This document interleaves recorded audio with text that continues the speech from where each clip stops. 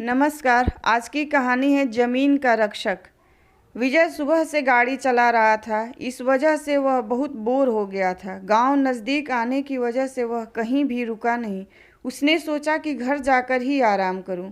उसके गांव के ही बाजू में एक और गांव था। वह वहां से गुजर रहा था। उसने देखा कि वहां पर लोगों की भीड़ जमा थी। वहां पर किसी का तो जोर जोर से चिल्लाने का और ढोलक बजाने का आवाज़ आ रहा था। विजय शहरी इलाके में ही छोटे से बड़ा हुआ। आज वह पहली बार ही अपने गांव जा रहा था। उसकी गांव में ज़मीन थी। उसके पिता जिंदा थे तब तक उन्होंने विजय को वह ज़मीन बेचने नहीं दी थी, पर उनके बाद विजय ने वह ज़मीन होटल प्रोजेक्ट के लिए बेचने का निर्णय लिया। उसी काम से वह गांव जा रहा था। वह जिस गांव से जा रहा था उस गांव में से उसे ढोल बजने की आवाज़ आ रही थी।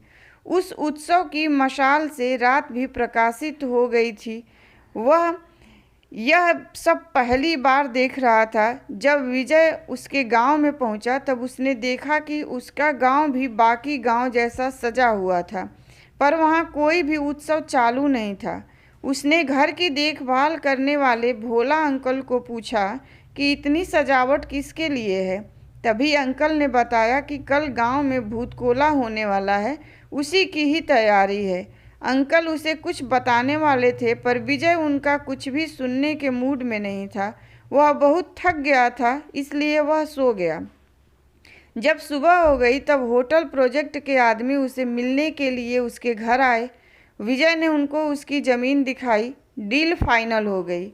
शाम को वह अपनी प्रॉपर्टी पेपर पर साइन करने वाला था, तभी उसे ढोल, ताशे और चिल्लाने की आवाज़ आने लगी। उसने खिड़की के बाहर देखा और सब नज़दीक से देखना चाहता था, इसलिए वह पेपर घर पर ही छोड़कर सब देखने के लिए वहां पर गया। उसने देखा कि गांव के सब लोग उस जगह पर इकट्ठा हुए थे। जोर जोर से ढोल ताशे बज रहे थे। विजय भीड़ के पास गया और वह सब देखने लगा। उसने देखा कि एक इंसान रंग बिरंगी कपड़ों में हाथ में मशाल लेकर और अलग तरीके से नाच रहा था। गांव के सब लोग उसके आगे हाथ जोड़कर खड़े थे और कुछ तो उस इंसान को पूछ रहे थे। विजय उसका चेहरा देख नहीं पा रहा था, क्योंकि उसकी पीठ विजय की दिशा में थी। विजय के समझ में आए उसके पहले उस इंसान ने अचानक नाचना बंद किया और उस भीड़ से विजय के पास गया और विजय की तरफ देखने लगा। उस इंसान को इतना नज़दीक से देखकर विजय डर गया। उस इंसान के चेहरे पर पीला रंग लगाया हुआ था, शरीर पर अलग अलग जेवर और सिर पर जंगली जानवरों का मुखौटा था। यह सब उस इंसान को अलग दर्शा रहा था। वह इंसान विजय को बहुत देर तक देखता रहा और अचानक वह विजय की तरफ देखकर जोर से चिल्लाया। उसकी आवाज़ सुनकर विजय डर गया। क्या करूं, उसे समझ नहीं आ रहा था। तभी वो इंसान जंगल की दिशा में भाग गया। उसके जाने के बाद गांव वाले विजय की तरफ आए। विजय को उनके चेहरे पर अलग ही डर दिखा। वह सब डरे हुए थे। सब लोग विजय को सावधान रहने को बोल रहे थे। उसके साथ कुछ तो महाभयंकर होने वाला था, पर विजय को यह सब गांव वालों की व्यर्थ बातें और अंधश्रद्धा लग रही थी। वह वहां से सीधे अपने घर गया। उसके पीछे पीछे उसके अंकल आए। वह बहुत डर गए थे।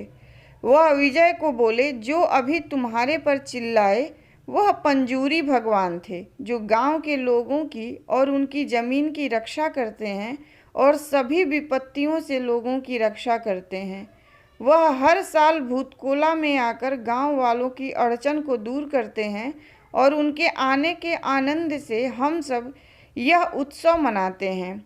अंकल विजय को बोले कि वह तुझ पर चिल्लाए, मतलब तुम जो ज़मीन होटल के लिए बेच रहे हो उसके विरोध में पंजूरी भगवान है। यह सब सुनकर विजय ज़ोर ज़ोर से हंसने लगा। अंकल विजय को समझा रहे थे कि तुम अगर पंजूरी भगवान के विरोध में जाकर यह ज़मीन बेचोगे तो तुम्हारे जीवन को धोखा हो सकता है। अंकल का यह बोलना सुनकर विजय रूम में जाकर प्रॉपर्टी पेपर लेकर उन पर पेपर पर साइन करके सोने के लिए चला गया। विजय गहरी नींद में था। नींद में उसे एक आवाज़ सुनाई दी। वह आवाज़ वैसी ही थी जो उसने शाम को भूतकोला में सुनी थी, पर इस वक्त वह आवाज़ किसी के रोने की थी। विजय डर गया। वह उस आवाज़ का पीछा करने लगा, लेकिन उसे दूर दूर तक कोई नहीं दिख रहा था। उतने में हवा में से आग का एक भार विजय के पास आया और वह आग में से पंजूरी भगवान उसके सामने प्रकट हो गए और जोर से चिल्लाए। यह सब देखकर विजय पसीने से लोटपोट हो गया। वह भागकर उसके गाड़ी में बैठा और वह गांव छोड़कर जाने लगा। वह जंगल के रास्ते से जा रहा था, तभी अचानक उसकी गाड़ी के आगे उसे कुछ दिखा। वह देखकर वह पूरी तरह सुन्न हो गया। उसकी गाड़ी के आगे सोने के दांतेदार और सोने का हार पहनने वाला एक जंगली सूअर उसके गाड़ी के आगे खड़ा था। विजय ने अपनी गाड़ी रिवर्स की, तब उसकी गाड़ी पास के पेड़ से टकराकर विजय का एक्सीडेंट हो गया। जब वह होश में आया, वह हॉस्पिटल में था। उसके पास उसके अंकल बैठे थे। अंकल को देखकर वह जोर जोर से रोने लगा। उसने अंकल को प्रॉपर्टी के पेपर लाने के लिए कहा। थोड़ी देर बाद अंकल वह पेपर लेकर आए। विजय ने वह पेपर हाथ में लिए और वह फाड़ दिए। हॉस्पिटल में से वापस आने पर विजय ने पंजीरी भगवान से क्षमा मांगी और वापस शहर चला गया। उसने अब शपथ ली कि वह यह जमीन कभी किसी को नहीं बेचेगा। पता नहीं विजय के साथ जो हुआ वह कौन सी दिव्य शक्ति थी कि कुछ संयोग, पर जो हुआ वह विजय कभी भी भूल नहीं पाया। धन्यवाद। कहानी पसंद आई हो तो लाइक कीजिए, शेयर कीजिए और मेरे चैनल को ज़रूर सब्सक्राइब कीजिए।